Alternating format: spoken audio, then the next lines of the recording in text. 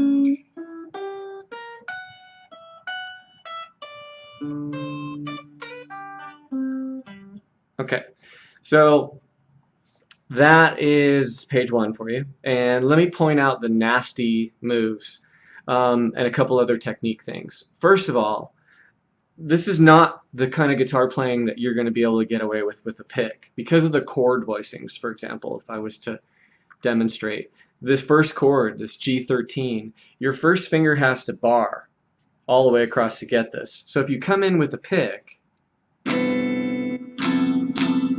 or sorry, not cool, not cool. You can't articulate.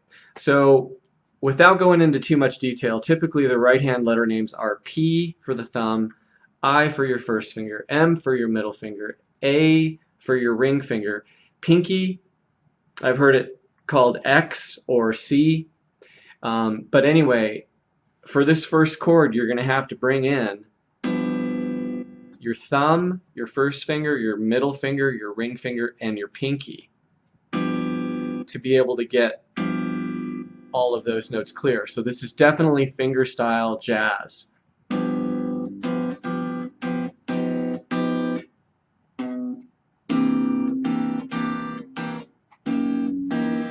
And that is one of the nastiest moves in this, coming from the C9 to this F sharp 13 flat 9. And it's what he plays, and it's totally hip. So he's approaching the G13 from a half step below, which is very hip, very hip. Throughout the rest of it, there are definitely single note lines. And when I was watching his technique, Joe Pass's technique, I mean, he's not really doing anything like, a classical guitar player would or anything.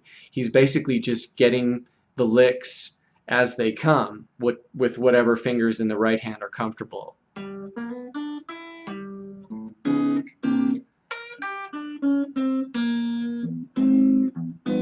So I didn't litter this worksheet with a bunch of right hand suggestions because that's really something you want to go over in lessons, and how to get the right hand to work properly.